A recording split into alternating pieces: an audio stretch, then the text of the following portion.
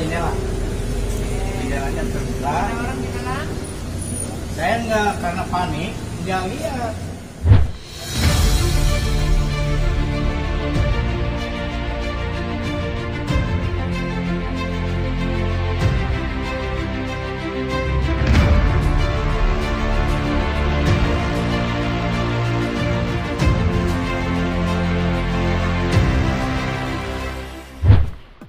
Halo Sobat Explore dimanapun berada. Sudah berjalan hingga 6 bulan ini namun kasus perampasan nyawa ibu dan anak di Subang masih belum juga terungkap. Pada tanggal 18 Agustus tahun 2021 lalu, telah diketemukan 2 jenazah wanita yang ditumpuk dengan kondisi telanjang dalam bagasi Toyota Alphard yang terparkir di rumahnya.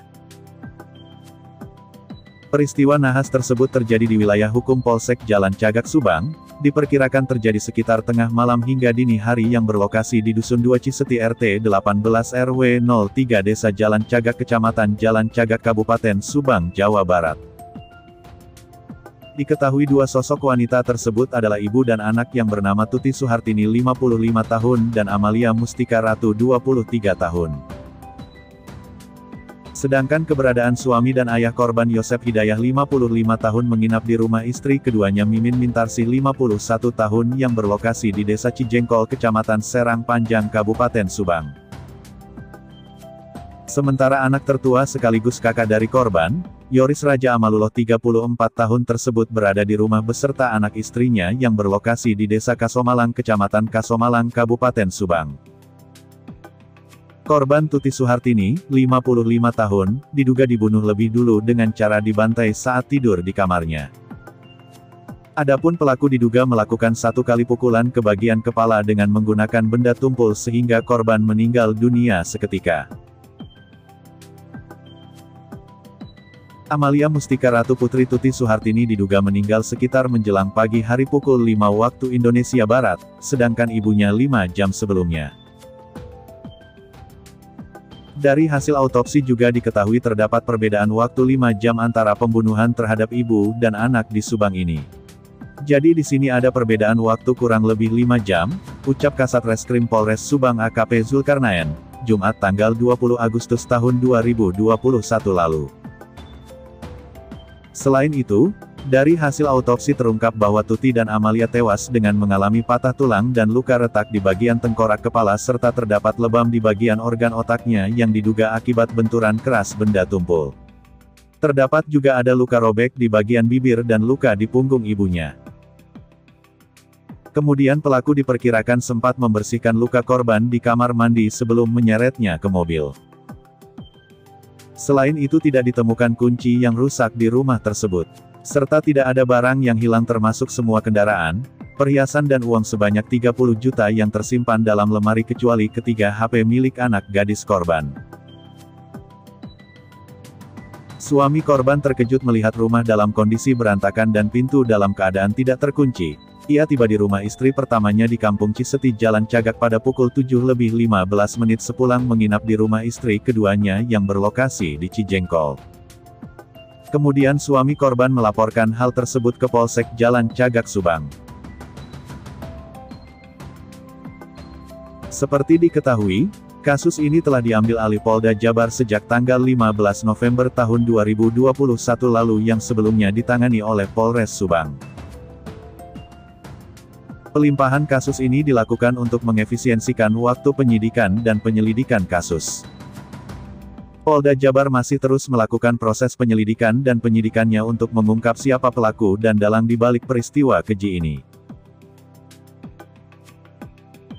Kendati demikian, kepolisian hingga saat ini sudah mengumpulkan berbagai alat bukti yang diolah penyidik kepolisian mulai dari olah TKP, DVI forensik, pemeriksaan patologi forensik atau autopsi, DNA, anjing pelacak dan rekaman CCTV.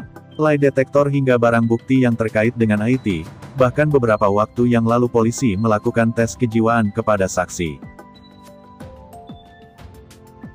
Direktorat Reserse Kriminal Umum, Ditreskrimum Polda Jabar, Kombes Pol Yani Sudarto mengatakan, pihaknya telah melakukan langkah-langkah penyidikan mulai dari olah tempat kejadian perkara yang dilakukan penyidik sebanyak 5 kali, otopsi jasad korban sebanyak 2 kali, hingga pemeriksaan terhadap 69 saksi.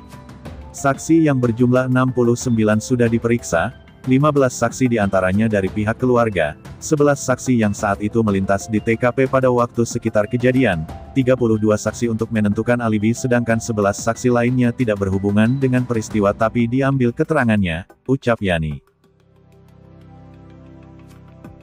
Tak hanya itu, penyidik juga telah memeriksa beberapa saksi ahli. Ada 7 saksi ahli yang sudah diperiksa terkait kasus perampasan nyawa ibu dan anak di Subang ini. Penyidik juga menganalisis informasi dan teknologi di sekitar lokasi kejadian, seperti kamera pengawas atau closed circuit television (CCTV) sepanjang 50 km. Analisa terhadap CCTV tersebut kurang lebih ada 40 hingga 50 titik sepanjang 50 km dari tempat kejadian perkara. Bahkan polisi pun sudah merilis sketsa terduga pelaku yang potensial pada tanggal 29 Desember tahun 2021 lalu, dari hasil pemeriksaan saksi potensial untuk mendapatkan sketsa wajah dari terduga pelaku pembunuhan. Sketsa wajah ini hasil dari tim Inafis Bareskrim, ucap Kombes Pol Yani Sudirjo. Upaya terkini, tanpa sepengetahuan media massa ternyata Polda Jabar tak berhenti untuk mengungkap kasus pembunuhan ibu dan anak di Subang yang kini telah memasuki bulan ke-6. Seperti diketahui, Kabid Humas Polda Jabar Kombes Pol Ibrahim Tompo pada Rabu tanggal 9 Februari tahun 2022, mengatakan bahwa ternyata tanpa diketahui oleh media massa dengan operasi senyap tersebut tim penyidik sudah melakukan pemeriksaan maraton kepada lebih dari 30 lebih saksi tambahan terkait kasus Subang. Jadi hingga saat ini sudah terkumpul lebih dari 100 saksi dalam kasus perampasan nyawa ibu dan anak di Subang yang sudah diperiksa dan dimintai keterangannya. Sebelumnya, Kapolda Jabar Irjen Pol Suntana menargetkan kasus ini terungkap di awal tahun 2022.